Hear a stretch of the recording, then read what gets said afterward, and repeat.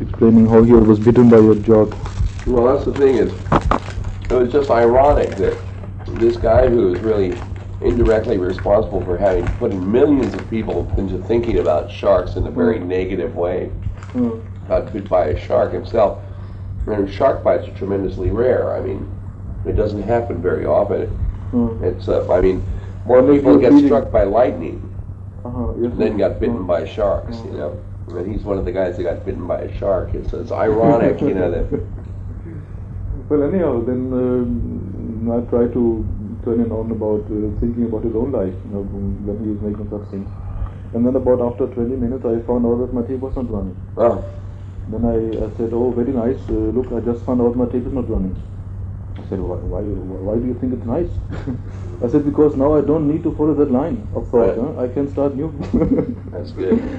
Then we had some more discussion about half an hour or so, and then at the end I recited my AP news. And he was good. He was getting so much angry with me because I explained slowly about what he is doing and about the American scene. And then he ran away.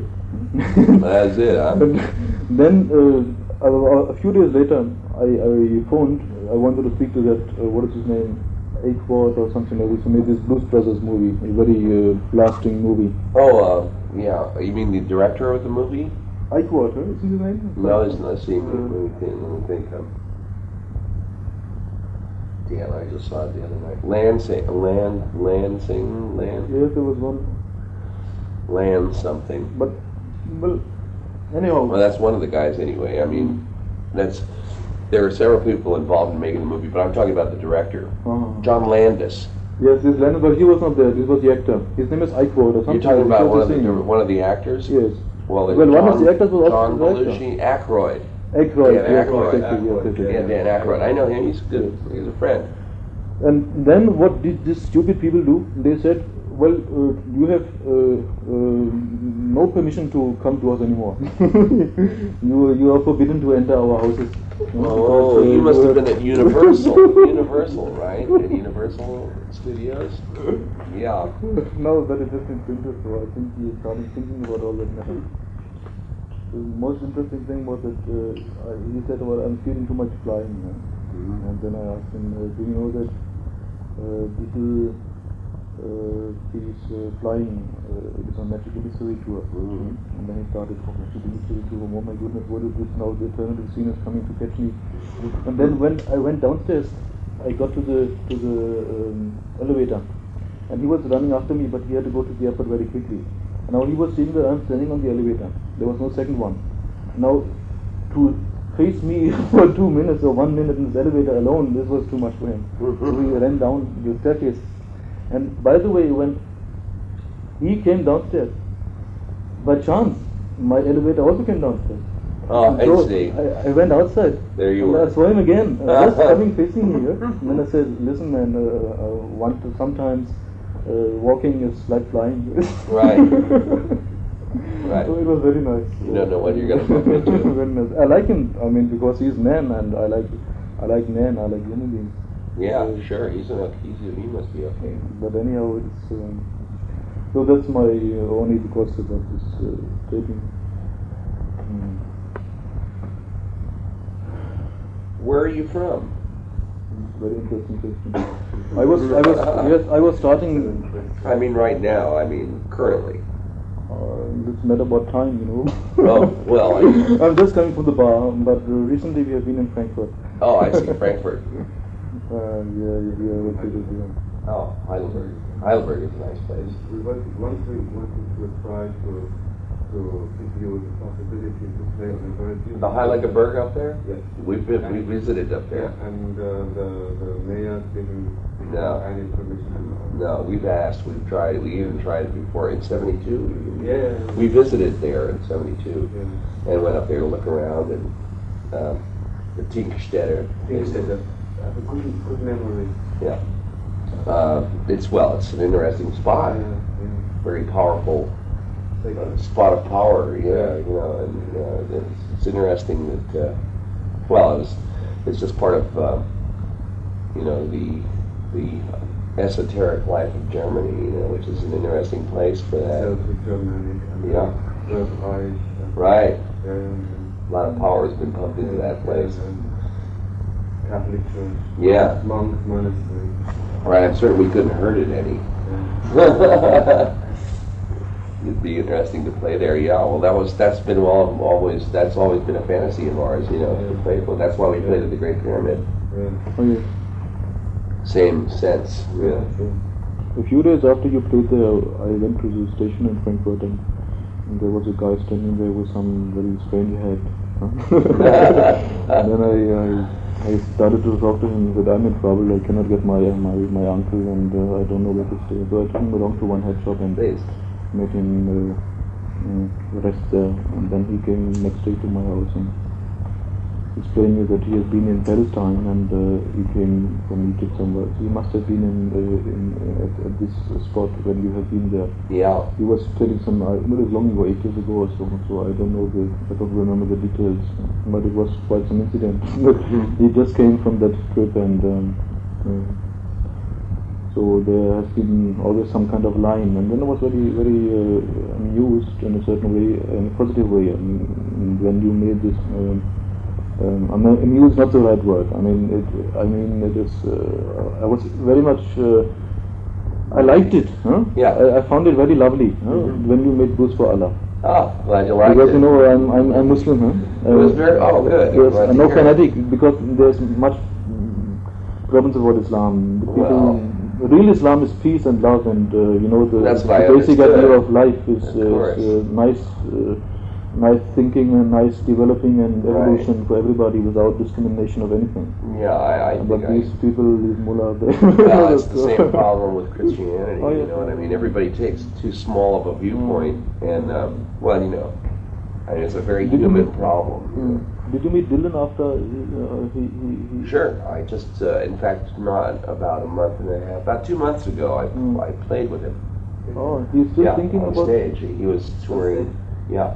He invited me to come down to the theater and play, and so I came down and played. I played about a set with him. And I had a great time, and he's just fine. It's his Christian thing. I didn't ask him about, and he didn't volunteer anything to me about it. But the people that he's traveling with are also Christians like himself, and I guess, and I feel that. My feeling is that he's entitled to go through his changes. You know what I mean? Oh yeah. You don't know what he will do. After one, maybe he changed for something else. Well, I don't see him. I don't see him. Although his experience, his Christian experience, is very much a part of the current charismatic Christianity thing. You know what I mean? Yes. Which is. Really, that is to say that he's experienced what he feels is direct contact with Jesus. With Jesus, yeah. Not with God. He's regarding Jesus. Just and Jesus. Well, I don't know. I don't know what the refinements are therein, but that spirit, which is called Jesus. It's a strange thing. I don't really know what to make of it, and the only thing that is hard for me to accept on any level about that whole idea is just the exclusivity. You know what I mean? That you're only right if you're a Christian. You know what I mean? I don't like that way of thinking. I don't like that exclusive. Yeah. I think what you moan at is that the idea of unity, which is comprising everything. That this is limited to a certain idea. Yeah, you can't do that. But it does not mean that there's a level existing which is available for everything. Yeah. Well, I don't know. You're a philosopher. Well, my feeling is that. You understand my point? How can it be? What I mean is, it can only be that everything that is. I don't think it's right I don't think that somebody can say consciously that just by virtue of an idea, they are more right than something else is. Well, you mean there are different levels of reality and different ideas leading to a certain conclusion. Well, I think a certain amount of the whole religious battling, that goes on, the religious wars, so to speak, are fundamentally the exchange of patterns instead of living something. Yeah, and they're not so much, and they're it's like religion has a tendency to exclude things from reality. It's like the only reason you could find it possible the only reason that, like a religious reason to do away with someone, is like the reason you can do that, you can accept that idea, is because they don't exist properly. You know what I mean? Like to a Christian, a non-Christian is like a non-person, or not part of reality. You know what I mean? It's the kind of thinking that all religions have. They want to command reality on some level. Jim Morrison was one. I think it's too small. It's just too small for me. Those ideas are just too small for me. I try to understand. Jim Morrison was once doing a very, a song. It started, and it's still in my mind due to certain reasons. Yeah. Hello, I love you. Want to tell me your name? Hello, I love you. Let me drop in your game. Do you remember that? Oh yeah. I think this shows something about the development of consciousness amongst Western people. The idea that this idea of sharing, like Ram Dass, for example, he always says, "I'm sharing with you." He's not saying follow the path or do this or that, but I'm sharing with your experience. Yeah. Isn't it? And this way of. I think that's helpful. I think that is no inclusive. Whatever includes the most is going to get my vote. You know what I mean? Yes. Whatever includes everybody, everything. It's just that. Whatever it is, like biological wisdom, whatever organic wisdom there is that makes us who we are. Whatever it is that operates on that level is not mincing words. You know what I mean? It's not our ideas that make us real. It's no matter what we think, we still have what nature has given us. You know what I mean? Our cells, our blood goes through our veins, our hearts beat, we breathe. We live, and it's not by virtue of our ideas. It's not what we think that modifies that in any real way. This idea that we shouldn't think longer that we stay in that room, but we should be in the room. Well, that would be good, but but then on the other hand, it leaves you with here's this complex apparatus, consciousness. Consciousness, which is very complex. It's a complex idea. And why, life clearly wants to have more to it than just to exist. If the all, the all wanted to develop just something that would live and didn't care whether it thought or not, you know what I mean? You mean that the existence of people should be accepted? Well, more than that. I think there's more to it than that, but I don't know what it is. I'll say this: that I don't have an answer. I don't have answers to these. These are questions of mine. Do you know Conference of the Birds? Did you read it? Pardon me? Conference of the Birds. No, I haven't. I haven't read it. I should get a copy for you. It's in English translation available, and a lot of people have done music on it also. Oh, really? Well, whose work is it?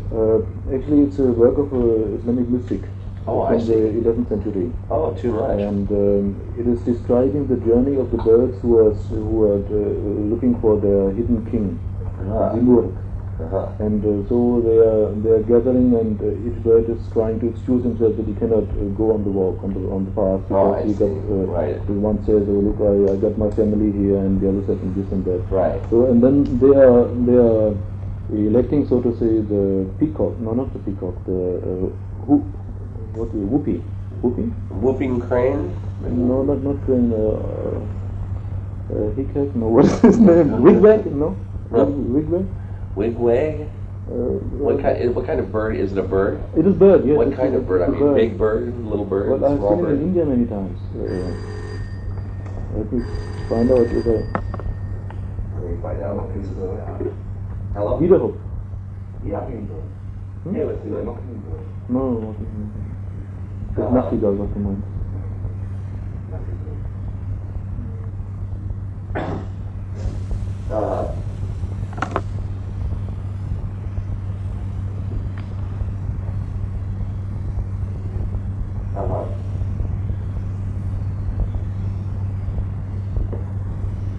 Okie doke. Okay, well, I'll call her sometime in the next day or so. Yeah, okay. Okay, thanks, Brent. Bye-bye. Well, maybe Wagtail or I can't remember. Anyhow, I'll send you a copy, inshallah, really. Yeah, do that. That would be great. And the point is, they are talking. There's not discussion, but he is by means of anecdotes, small stories, Right. and so he's just giving some very love stories. Oh, I see. There's different degrees of love. Right. And then they are starting to walk, and then they are walking through the different valleys. It sounds like valley of search, and valley of love, and valley of understanding, valley of detachment, and valley of death, of course, and valley of bewilderment, and so on, until they reach to the court. Oh, it sounds And neat. it's very beautiful. I mean, because all little stories, only half page, 1 page, Right. very deep thought stories. It's One story good. it just comes to my mind. It is that a beggar or just a man. He is in the sand, in the desert, and he is digging. And the king is passing by, and he is seeing that man digging. So he is taking off his golden bangle and throwing it to the dust. So after 1 week or 1 day or so, the king is coming again, and still that beggar is searching. Still the beggar is digging. So the king is asking, "Fool, what are you doing here? Didn't you? Are you not satisfied?" And then the beggar says, "King, yesterday you threw down your bangle, and now I have found it. And this makes me so much thirsty for more that I cannot stop digging anymore." Amazing. That's a good story. That's rather like those. There's a lot of Sufi stories. Yes, Yes. Idris Shah. Yes. Yeah. Well, he himself, I he don't has know. collected a lot. I don't. It's the collections that count. The collections are nice. Yes. Yeah, I like the collections. I like any of those teaching stories. Oh, yes. They always contain wisdom, I mean, and they're it's a beautiful form. Yeah. A little short story, the parable or tale. One story that comes to my mind also from this Mullah Nasruddin stories. Maybe it also is containing something with death. Therefore, I'm telling. Yeah. Because we have this proverb. Actually, this is regarded to be a word of the Prophet of the Holy Prophet Muhammad. And it says, "Die before you die." Before that kind of death which finishes your body, you could detach from materialism and egoism and such kind of things. I go for that. I think it's a useful idea. Yes. So that story is dealing with that point. That man, he's called Nasruddin. He's a jokey figure. I don't know, like. I've heard that name. Oh, you have heard. Sure. Yeah. And I've been exposed to something of that stuff. Yeah. He is staying in his house, and suddenly he says to his wife, "Look, I think I'm dead." Then his wife said, "Oh, you are a fool. How you can think that you are dead? Look, your hands are warm." He said, "Oh yes, you're right. My hands are warm, so I'm not dead." Then after some time, he thinks to go in the wood and to cut some wood, for the fire or something. He goes to the wood, and as it is very cold outside, so after some time of wood cutting, he finds out that his hands are cold. Right. So he thinks, "Oh, now I'm dead." He's lying down, because dead people are not working. He's lying down on the ground. Then he's just thinking that he's dead, and suddenly some wolves are coming, and they're attacking his pony. And he's facing the situation. And so he is getting up from his lying down and saying to the wolves, "You foolish wolves, if I would be alive, I would beat you."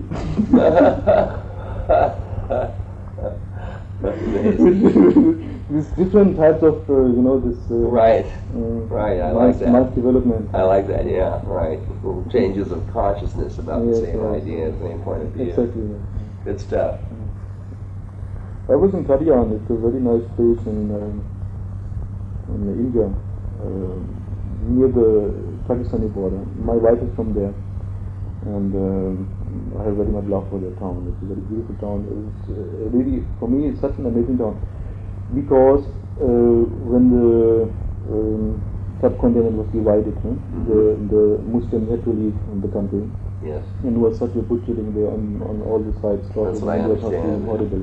Yeah. And our movement, they are keeping apart from such things because they have nothing to do with such violence and beating and so on.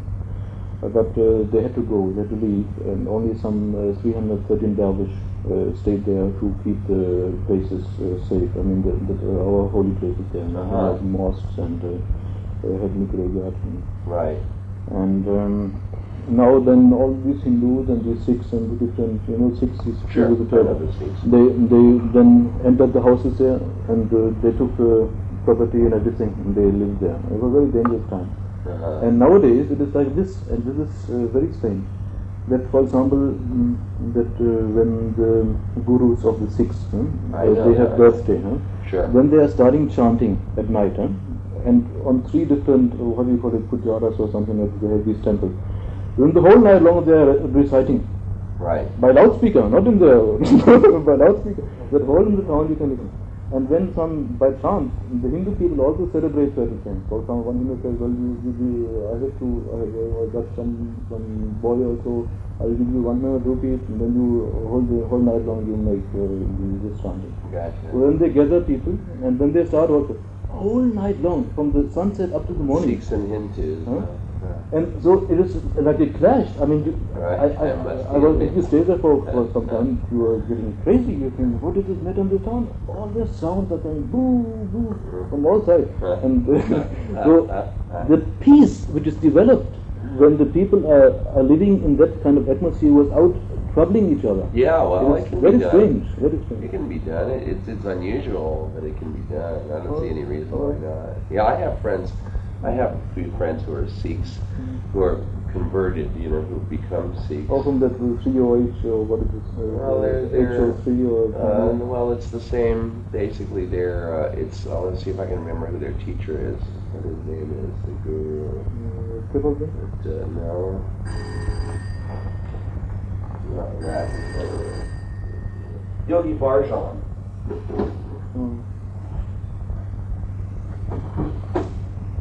Hello? Nothing. And I stayed there for 2.5 months, from December to February. And oh my goodness. It's a club. Hello? Hey.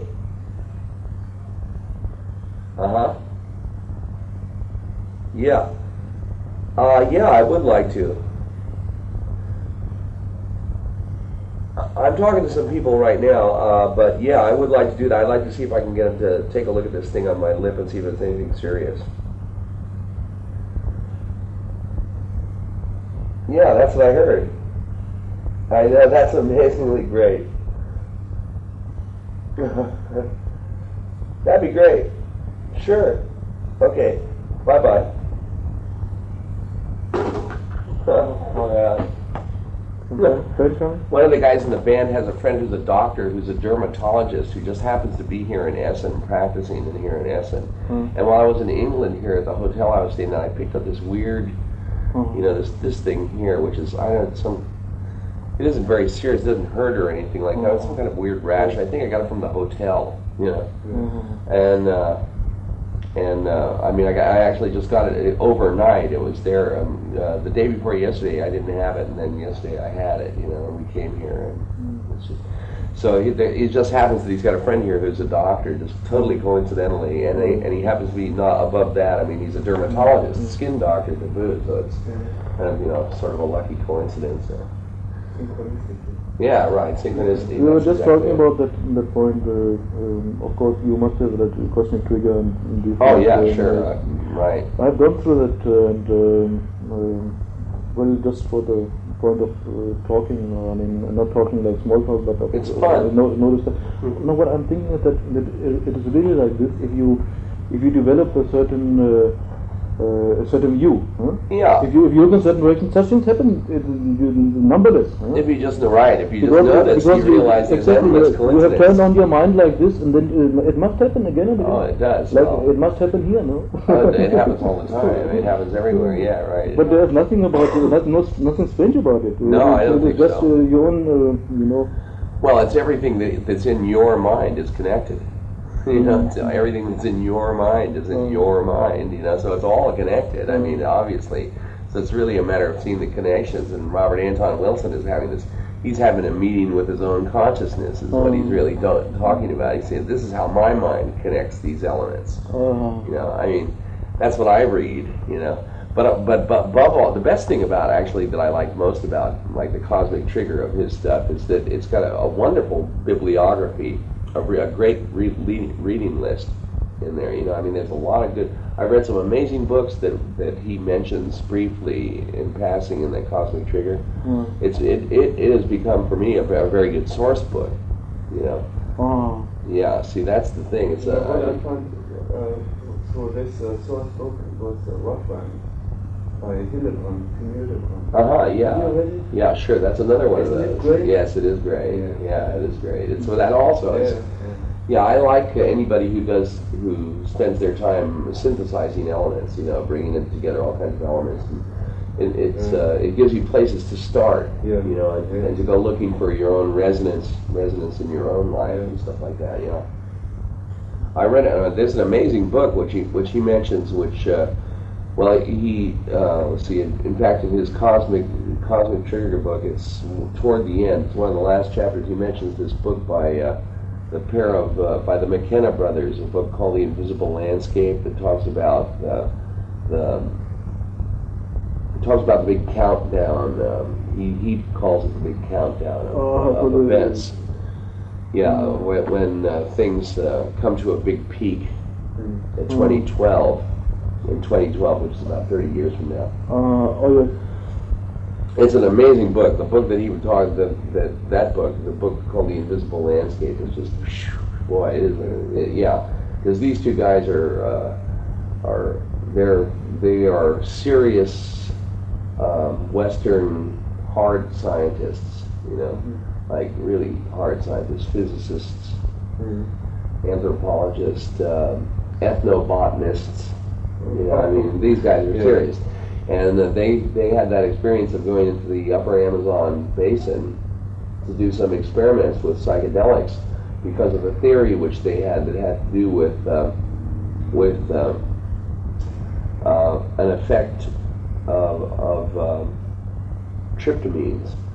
And they have a model of tryptamines where their model was something along these lines, that the tryptamines, the way they interact with consciousness is that there is a donor electron pair in a tryptamine molecule which attaches to a receptor pair of molecules at the bottom of the DNA molecule and causes them to spin and unravel and do this sort of thing, you know, sort of sets them into oscillation.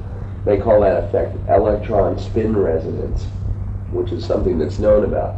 And they were talking about this one particular hallucinogen, or one particular tryptamine that produces a muscular mutation in your mouth and face muscles that makes it possible for you to produce visible airwaves, visible sound waves, in other words. Yeah, very far out shit. And so their thing was that they were going to go into the jungle, you know, and take this tryptamine and make an effort to, by producing visible sound waves and duplicating the electron spin resonance, this sound, which you hear when you take tryptamines, a high-pitched nervous system sound. It appears inside your head, really. By duplicating that sound, they were hoping to create an exterior, visible hologram of an idea. Ooh. Yeah, Too very, much. very far out thinking, you know. And so in this book, I mean, they spent about half this book, you know, describing the nature of the science part of what it is they're trying to do, and a certain amount of the philosophical background. And they have lots and lots of chapters of hard science. For the first half of the book is devoted to that. Then they talk about what happened to them when they tried this experiment. What happened was they went completely off into the zone. They both felt that they were in the presence of a futuristic sort of insectile anthropologist from the future, or from hyper time. So from other time. Yeah. That was giving them sort of instructions about what to pursue in their work. And that led them into a study of the I Ching. And then the second half of the book, they talk about the I Ching, and they talk about the I Ching as a calendrical, a calendar.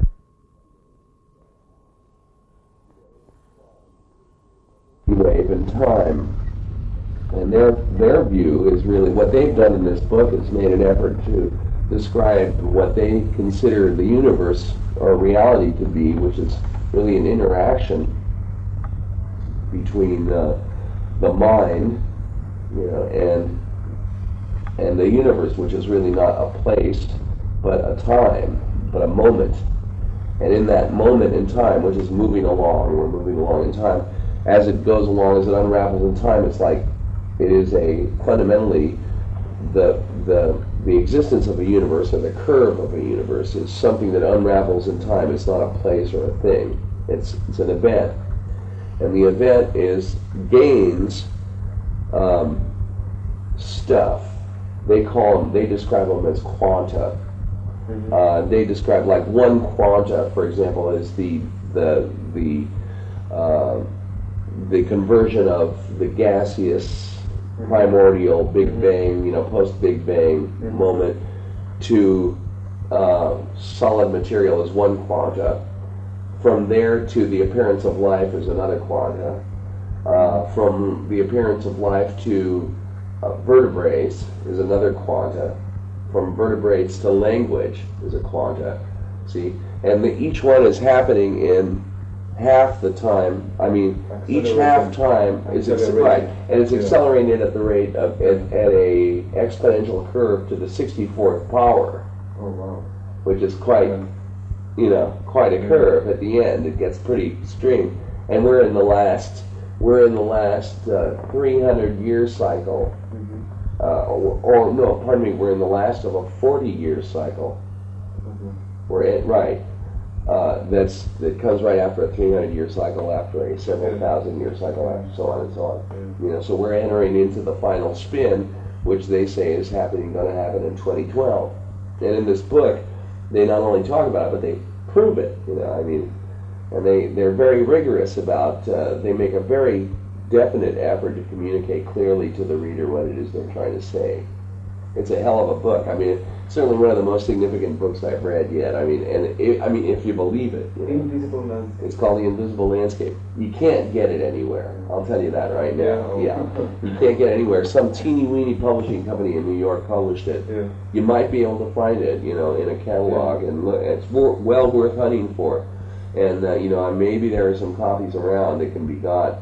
It's definitely worth trying to get. When I finally found a publisher, I quickly ordered 4 or 5 copies and gave a few to my friends who would be most interested, and kept a few around. You know, so it's like I know of the existence of a couple of copies of this book. You know, I've talked to people for years now, for a couple of years, about this book because it's truly one of the most remarkable pieces of work I've seen. And see, this experiment of theirs in the Amazon jungle, this happened back in 1970.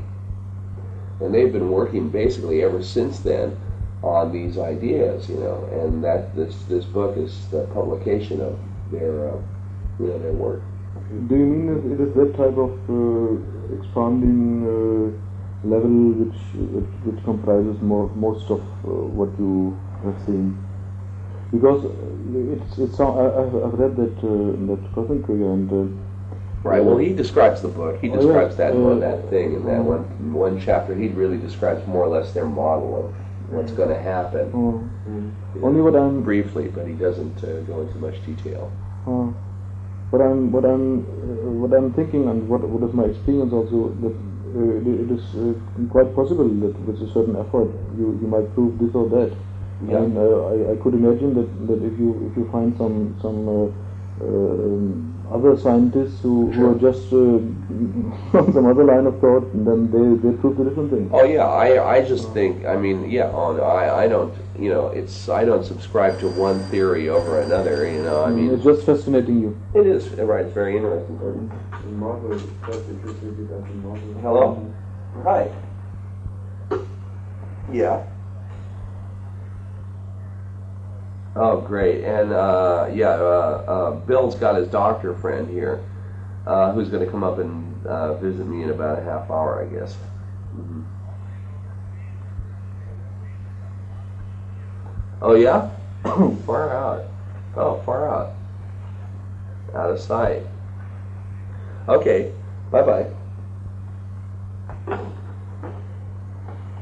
Okay, everything is working out fine for me. I've got a gift for you.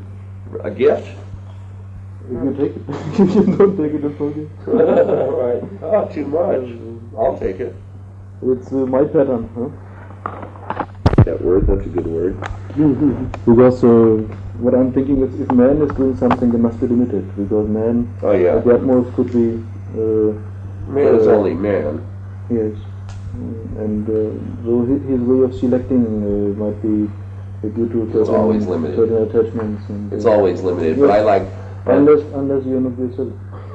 Yeah, I'm always encouraged. This is what I was saying to Pete Townsend. Therefore, I wanted to cite your point. You remember when I started? Go ahead, yeah, please do. But I have no tune for it, and I don't want to sing it because it is not a poem. Actually, it is kind of how you say it, limerick or riddle right. Or such type of Once Upon a Time songs. Yeah. So I just said it. I just wrote it down on the bar. Sure, go ahead. Yeah, it is, Once upon a time I met the Who, and I asked Peter, tell me, who are you? Mm-hmm. He said, what think you really, who am I? I said, ask Allah, who stood lies for questions why. Mm-hmm. It really happened. It is no poem. It is truth. Right, I just went to see him, and I just asked him, are you really yourself? Yes. So he was amazed. He didn't know what to say. Well, it's one of those things. What can you say? No, I like him because why shouldn't I like him? But it is just a matter of I was told later on by the design man who makes this moderation tomorrow. Could you call it moderation in English? No, talk master, or how do you call it? Yeah, that's good. Moderation, I understand. Yeah, that's a good word. So he told me that when he came, when this Mr. Townsend, when he came from the plane, and he was like in the icy atmosphere. There was nobody approaching him, and everybody who was seeing him. So he must have been too much, cooled. Frozen. Well, that can happen. It can happen. I don't get that kind of. It's very, very difficult. No, I don't get that kind of stuff. It's probably difficult for him. It's not difficult for me. I mean, I'm not isolated by. You're enjoying it. I'm not famous. I'm not that famous. You know what I Sorry, mean? I'm just famous enough. We were sitting down, then that moderator, I called him moderator. He was saying, "Oh, are you dead? Are you what is that? Are you dead head?" I said, "Well, my name is Adajala."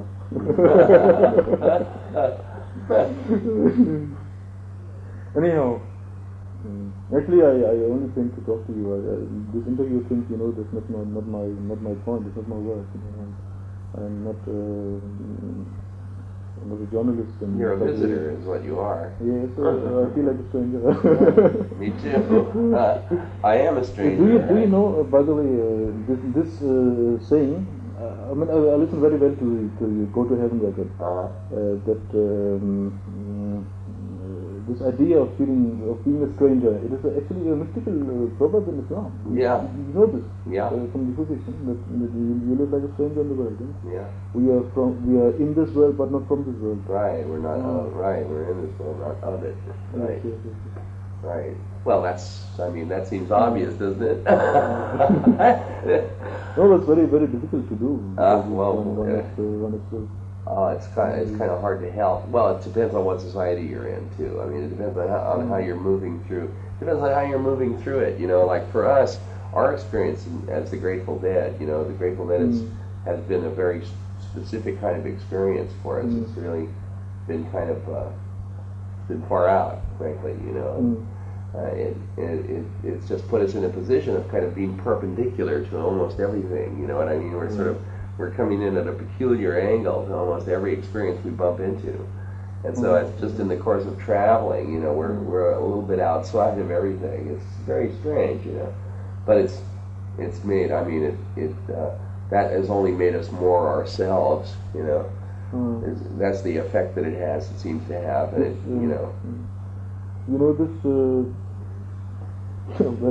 When in 1976, something like 67, there was this Andy Warhol's Velvet Underground. You might have seen or heard this record. There was a song of a German girl. Actually, her name is the same like his. Nico. Nicole, I remember Nicole. And she sang a song, "I'll Be Your Mirror." You know that song? What's the song? "I'll Be Your Mirror." Oh yeah. Huh? I'll be your mirror. I'll be your mirror. Right. And when I was 1 year or 2 years after living in one house, I was writing this line, actually on a mirror, in our kitchen, we had so many people living in our house, and we were living in their house, whatever it is. Right. So I wrote it. And then an American GI who was dropout, and he was a good friend of mine, he came and he saw that line, and he looked very punishing to me. he took a lipstick or something like this, and he wrote very big letters, punk on it. Punk on that line. And now, more than 5 years afterwards, I found out that this "I'll Be Your Mirror" is actually also a word of the Holy Prophet of Islam. Oh, really? Yes. Yeah. He said that a believer is a mirror of his believer, of his friend. So I'm very strange how certain realities metaphors. Well, if you make it your nature, it is a kind of reality. Yeah, I guess they are kind of realities, I guess. If it was not a story, if it was not an experience like this, that you say, "Oh God, this experience is very nice, and now let me see what it else. Well, I'll turn on the second program, or third program, or whatever." Like Dan Bess is doing this in his performances. Oh, really? You have never seen him? I haven't seen him lately. Oh. No, he's doing that. He's starting to talk now. Now you turn on the second level, now you turn on the third level. Oh, I see. Like this, he is just making his way of expanding his mind. He's demonstrating it by giving the experience of it in a certain way, by explaining the different levels of life, that such kind of identity or literature actually, but then after some time you find out that it might not be a chair, it might be a throne for you, where you feel like king, and then after some time it might be like a hump of arms. You are feeling too much biting. So it is developing according to your humbleness. Right. According to the way of accepting all how many levels you have access to. Yeah, right. How many levels, right. Accepting your all encompassing nature. Yeah, that's a good one. That would be good. I wrote a very nice story in that place, just to tune you in that atmosphere. I first sing a song for you, which I also wrote in that town, and just to give you some idea. Guardian, you town of Elvishes, you are so near to me. Guardian, you town of loving ones, you are so dear to me. And where I'll go, it will be Guardian, and where I'll be, it will be in Quran. And where I'll be, it will be in Quran. And where I'll go, it will be Guardian. And then some long loving verses are coming. Yeah. And in that town, which many songs I had written about the town. I was running through the streets, I was weeping. I could not. Yeah. It was too much interesting. The first time when I when I was there and making an English English poem. Mm-hmm. Then it was Islam is my desire, to pray this is my creed. I'll walk into the fire of Rabbah's sweetest creed. Muhammad is Al-Hadi, and he is all papers. He testifies Al-Mahdi, who brought that faith to earth. I found my love in Rabbah, Allah gave me Iman. My heart is making sadaqah, I'll die in Qadian. Where is my journey ending, if not in being lost? In Allah who is sending His love to Ahmad. And there's some words. Rabwa is the town of our people in Pakistan, and Qadian is the town in India. They're divided. So I'm saying I'm running between these two towns, like a lover who is coming to a bride, and he is falling in love with that bride, and then the bride says, do you like to see a more beautiful girl? I say yes. Then he says, you go to my sister. And then I go to your sister, and she's more beautiful. And then he says, oh, do you like to see a more beautiful girl? I say yes. And then he is sending me to her sister, and then I'm coming again to that girl, and she's like this. I'm going between these two towns. Amazing. Amazing. And there I wrote one story. Now I just want to, if you don't mind, when I wrote that last line, when it was coming to my mind, go slowly, and I was running to the street, and I tried to sing it, and I started weeping, because there is a gathering of about 200,000 people, and I had to recite it there, some poem of mine, and then I was thinking, oh my goodness, I'm so much in love with that Allah. I'm so much in love with that town that I cannot keep it for me. I have to weep. How can I recite it for 200,000 people? Oh, gee, you can recite it. Well, that's the perfect moment. That's the moment. That's the truth. That's when you would hope to be able to recite whenever you could recite. And then for 3 days I was running with that, pregnant with that song, and then after all I was able to do it. That's a lovely. That's lovely. You can keep it if you like. I'll scarcely remember it, but I'll remember the idea. Mm. Yeah.